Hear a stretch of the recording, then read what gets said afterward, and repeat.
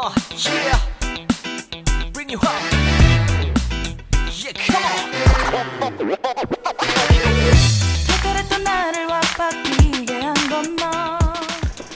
Bonjour à tous et bienvenue sur la chaîne de Mac Aventure. Je suis très heureux de vous retrouver encore une fois pour cette nouvelle vidéo. Le thème, c'est les soudures sur les batteries lithium 18650 et les autres. C'est un thème que j'ai déjà abordé dans une autre vidéo. Je vous avais montré comment souder ces cellules avec les petites bandelettes de nickel, avec un petit appareil basique à l'époque. Aujourd'hui, je vais vous montrer un appareil pour passer à la vitesse supérieure, c'est-à-dire pour pouvoir produire plus de batteries, les souder surtout plus vite et mieux. On va voir ça maintenant et paf, générique.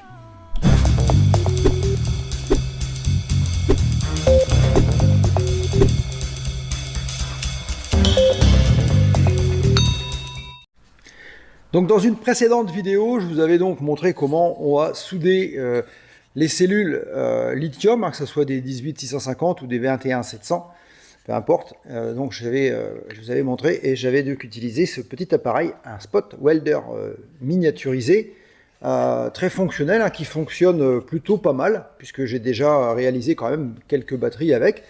C'est un appareil qu'il faut évidemment recharger avec via une USB, mini USB normal pour pouvoir le recharger, le tenir en charge. On appuie simplement ici sur le bouton pour le mettre en route. C'est vraiment tout bête. Et puis voilà. Ça envoie une impulsion et ça fait des pointages. Ça marche plutôt pas mal. J'en ai été content. Ça vaut plutôt une cinquantaine d'euros. 49,90 €, quelque chose comme ça. On peut les trouver un petit peu moins chers en Chine. Moi, je l'avais pris sur Amazon. Je vous mettrai le lien dans le descriptif si ça intéresse quelqu'un. D'ailleurs, celui-ci, je vais le remettre en vente. On en parlera plus tard si vous avez des questions. N'hésitez pas à les poser en fin de vidéo. Je vais m'en débarrasser puisque maintenant, je passe à la vitesse supérieure avec un nouveau spot welder beaucoup plus puissant cette fois-ci qui fonctionne directement sur le secteur. On va voir ça maintenant. On passe à l'établi tout de suite. Voici donc mon nouveau spot welder. Donc, le Sunco 737DH. Bon, il y a plus puissant, mais celui-ci est déjà très intéressant au niveau des soudures. J'ai déjà fait quelques tests. On va le mettre en route. Voilà un peu l'appareil. Donc c'est simple, il suffit de le brancher, de le mettre en route. On a donc ici le réglage du coup de l'intensité du pointage. On a deux possibilités de pointage. Soit on va pointer directement avec le stylet pour être à distance, ou alors on va pointer ici tout simplement avec la pointeuse qui est sur la machine. J'ai pas encore mis les petites pointes, je vais les mettre tout de suite après pour vous montrer comment ça se passe. Donc il est livré avec un petit sachet de bandelettes de nickel, des aiguilles de pointage de rechange, deux fusibles, une clé pour monter ici donc les petites pointes de pointage, et un deuxième sachet de bandelettes très fines. Bon, je sais pas à quoi ça peut servir, peut-être pour faire des départs, c'est un peu fin je trouve. Et également un petit modèle pour mettre les cellules dedans et puis pouvoir aller ici les pointer. Bon, ça je sais pas si je vais vraiment l'utiliser. Donc j'ai préparé du coup pour l'occasion, j'ai préparé donc une petite batterie juste pour la vidéo, avec des batteries de récupération qui sont complètement HS d'ailleurs, il n'y a plus du tout de courant dedans, donc ils sont morts, donc ça je pourrais les jeter après. Je les ai nettoyés pour que la surface soit bien plate ici. Il faut bien nettoyer ici avec une petite meule, donc j'utilise ce genre de petite meule pour pouvoir donc meuler chaque surface pour éviter qu'il y ait des aspérités, très important, et après on peut pointer en bonnes conditions. Donc installer les petites aiguilles de soudage. D'ailleurs, je sais pas ce que c'est ça, pourquoi il y a ça là. Il y a des petits morceaux, c'est peut-être des chutes. Donc voilà, ça se comporte comme ça. Il y en a déjà deux ici sur. Ah bah c'est peut-être pour ceux-là, c'est peut-être pas les mêmes ici, ça doit être différent. Oui, ça doit être ces trucs-là. Ok, donc ça, les petites, c'est pour ici. Probablement. Et ceux-là, c'est pour ici. Dans l'immédiat, on va installer donc, du coup, on va installer celle-ci. Donc il suffit de desserrer, j'imagine. Voilà.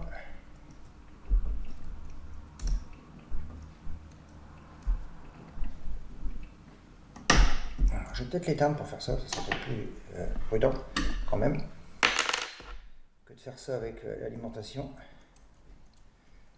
Ensuite, je présume qu'on va glisser ça ici. Voilà. En les mettant évidemment bien tous les deux à la même hauteur. Ça va être important parce que c'est ça qui va du coup faire que vous allez mettre votre batterie au bon endroit.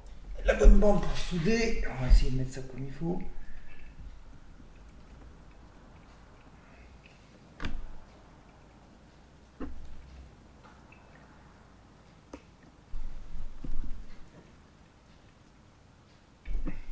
Voilà, c'est pas mal, on bloque bien. Hop. Et hop. Donc les deux petites aiguilles ici sont montées, ça va permettre du coup de pouvoir directement aller ici, pointer comme ça. Ici on a un réglage de résistance, ça va donner plus ou moins d'appui, c'est à vous de régler par rapport à ce que comment vous le sentez, comment vous voulez appuyer ici. Pour la mise en route, on a un gros bouton ici, hop, on fait ça et c'est en route. On a ici également le fusible. Et ici, on a une fiche qui est reliée donc à la pédale de contact. Bien sûr, si vous utilisez le mode pédale, il faut appuyer pour envoyer une impulsion. Dès lors que vous avez mis l'appareil en route, derrière la lumière s'allume, il suffit simplement maintenant ici d'appuyer sur ce bouton pour pouvoir commencer à pointer. On a donc ici la possibilité de changer donc le mode de pointage, puisque là on est sur ce pointage là, et on peut ici changer pour aller pointer avec le stylet. On va commencer par pointer avec ce système là, on va voir comment ça fonctionne. On a des modifications ici. 4P, 6P, c'est pour faire des impulsions simultanées. Voilà, donc là, on a par exemple... Hop, voilà. Donc là, on a un décalage entre le pointage de quelques milliers de secondes. Ça doit être 0,6 secondes. Au moment où vous allez toucher, vous avez un délai plus long. Ça, c'est les nombres d'impulsions. Alors, hop. Attendez que je ne me trompe pas, hop, ça on l'enlève, on met juste ça, voilà. On va faire les tests avec tout ça, on va voir un peu comment ça se comporte, on va faire les investigations de la machine au fur et à mesure, pour voir un peu, on va baisser ici, on va le mettre à 4, il faut savoir que du coup, le réglage permet de souder pour le coup des bandelettes de 0.05 à 0.35. Ce qui est quand même déjà très épais.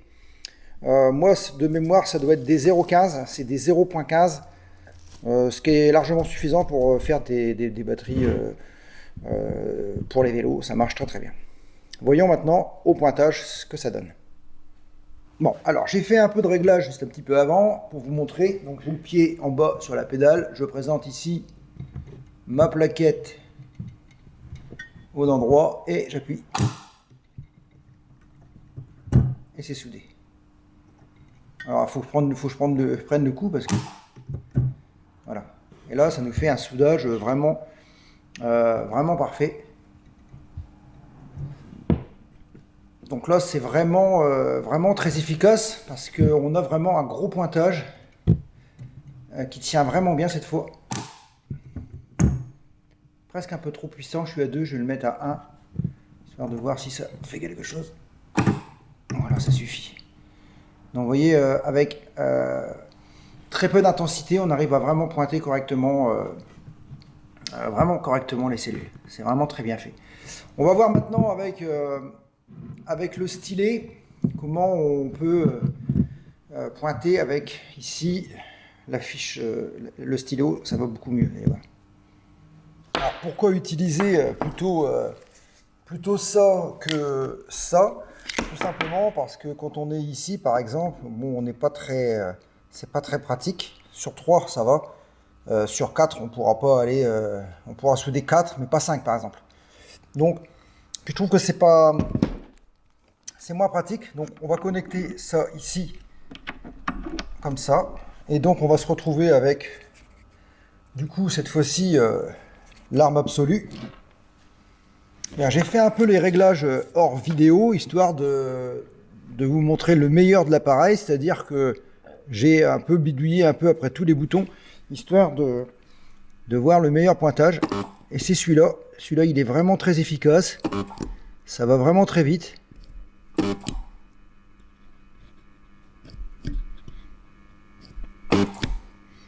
Alors, on appuie toujours avec le pied sur la pédale pour envoyer le pulseur. Voilà, c'est pointé. Et là, ça fait vraiment un travail de qualité, vraiment un travail très propre. Et là, je peux vous dire que là, c'est vraiment pointé, c'est vraiment soudé. Ça tient vraiment bien. On va regarder après, on va le décoller. Qu'est-ce que je peux vous montrer d'autre? Les réglages. Il faut, à mon avis, chercher vos meilleurs réglages. On a une grosse perte d'intensité quand on met le stylet par rapport aux aiguilles. Aux aiguilles, en mettant j'étais à 2, j'étais bien. Là, je suis à 4. Pour être bien avec ces bandelettes là. Donc on pourrait vraiment envisager de souder des bandelettes plus épaisses. J'en avais du plus épais, hein, c'est du 0,15 ou du 0,18. C'est assez épais, c'est beaucoup plus épais que celui qui est donné avec l'appareil, mais j'ai été obligé de le retailler parce que c'est du large pour de la cellule 21700. Mais on va quand même regarder si on arrive à les pointer. Surtout ici sur la double épaisseur ici. On va voir ce que ça donne. Donc, on présente l'appareil, on a le pied sur la pédale.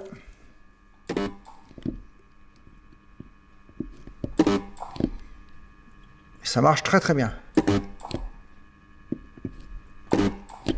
Voilà. Donc là on a un pointage propre, régulier. Bon, j'ai fait ça un peu vite, mais on voit très bien que c'est vraiment du beau travail. Donc avec ça, ça va vraiment me faire gagner du temps pour faire des grosses batteries. Ce qui est prévu dans mon programme, c'est-à-dire de fabriquer des batteries pour mon vélo, des batteries puissantes avec des bandelettes de nickel beaucoup plus épaisses que ce que j'ai l'habitude d'utiliser, de manière à optimiser la puissance et surtout l'intensité de décharge. Donc les réglages, la notice est en anglais, c'est ça un peu le problème. Je pense qu'il faut faire vos essais avec une vieille cellule. Vous prenez une bandelette de nickel, 2-3 vieilles cellules, vous les mettez sur le support et vous faites vos tests, vous réglez vous-même. Bon, moi j'ai vu que en mettant ces inscriptions-là, c'est-à-dire ici on peut modifier, alors je ne sais pas vraiment ce que c'est, mais c'est l'intensité qui est modifiable ici. Alors si on le monte, moi je l'avais mis... Ouais, je l'avais mis à 90. Bon, je l'avais mis à fond. Après, tant que ça fait du bon pointage, c'est peut-être pas la peine de trop chercher dans les réglages. Alors, je vais le laisser comme ça. Pour moi, c'était très bien. Et je trouve que c'est un bel appareil. Alors, du coup, je l'ai acheté sur Banggood, un site chinois forcément. Et j'ai été livré en une semaine puisque c'est un produit qui vient directement de Germanie, donc d'Allemagne. Et donc il est plus rapide à arriver, donc une grosse promotion puisque au départ il était quand même à 249 ou 259, quelque chose dans le genre, et en fait je l'ai payé 164 €. Donc 164 €, je trouve ça un peu raisonnable pour ce genre de machine qui fait vraiment du boulot, du bon boulot, puisque quand on regarde, on voit que c'est bien pointé. On va faire un essai de démontage, on va essayer d'arracher tout ça pour voir un peu si ça tient, aussi bien que celles qui sont vendues dans le commerce. Alors si vous ne souhaitez pas utiliser la pédale, vous pouvez également, il suffit de régler, et automatiquement, du coup on va passer en mode automatique, on appuie tout simplement, et on tient, et ça fait le travail tout seul. Voilà. Vous voyez, c'est très rapide. Franchement, ça soude vraiment, vraiment très très bien. C'est vraiment une superbe machine. Je suis vraiment très content. J'ai hâte de fabriquer ma première batterie. D'ailleurs, Je vais bientôt vous proposer une nouvelle vidéo puisque du coup je vais me lancer dans la réfection d'une batterie de vélo que j'utiliserai après, qui sera fonctionnelle puisque cette batterie ne tient plus la charge. Alors c'est la marque Big Brick, quelque chose comme ça, Big Brick. Je sais pas ce qu'il y a dedans. Bon, je l'ouvre pour regarder. Et je vais du coup refaire une batterie neuve et remettre tout ça sur le vélo pour lui redonner une nouvelle vie. On verra ça dans une prochaine vidéo. Donc on va essayer d'arracher ça pour voir un peu. Donc une pince, on attrape ça et on va tirer pour voir un peu ce que ça donne. Si, eh ben ça tient très bien, ça tient très bien. Voilà, on entend bien la prise sur la cellule, donc on voit que c'est très bien soudé. Comment dire, j'arrive même pas à l'attraper ici. Là. Il faudrait essayer de l'attraper ici.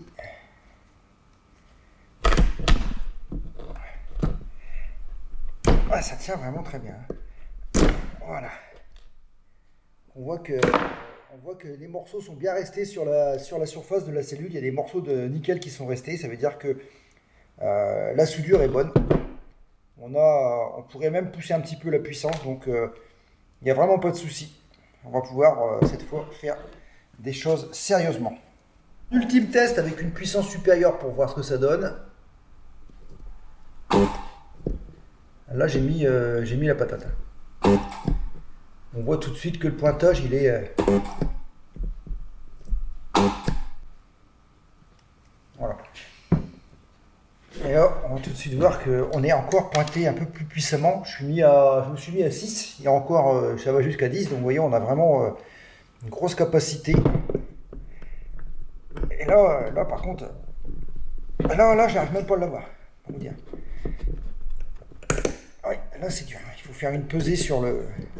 On esquinte le dessus de la cellule, mais on a du mal à l'avoir. Donc ça tient vraiment très bien. Donc vous voyez qu'il n'y a vraiment pas de souci, l'appareil est très fiable. Je vous conseille vraiment, si vous voulez faire des batteries à grande échelle, il n'y a aucun souci. Avec ce genre d'appareil, ça va fonctionner normalement nickel, impeccable. Donc voilà, vous avez vu un peu l'efficacité de ce spot welder chinois. Hein. Ça fait vraiment des jolis pointages. Avec ça, ça va vraiment avancer beaucoup plus vite et ça sera surtout beaucoup plus sûr et beaucoup plus rapide, surtout qu'avec ce petit appareil qui peut dépanner, mais vraiment juste dépanner, puisqu'il faut vraiment insister plusieurs fois pour arriver à bien la souder. Ça marche, mais c'est beaucoup plus long parce que l'appareil se vide, il faut attendre qu'il se recharge. Que là, vous avez directement l'alimentation secteur qui vous permet de ne jamais vous arrêter et de pouvoir souder des batteries à votre guise. N'hésitez pas à aller jeter un oeil sur la playlist comment créer un pack de batterie au lithium. Il y a 6 vidéos, ça vous permettra de vous faire une idée et peut-être que vous aurez vous également aussi envie de fabriquer des batteries au lithium. Voilà, cette vidéo touche à sa fin. Je vous remercie de l'avoir suivi jusqu'au bout. Si vous avez évidemment des questions, n'hésitez pas à les poser en commentaire, je me ferai un plaisir d'y répondre.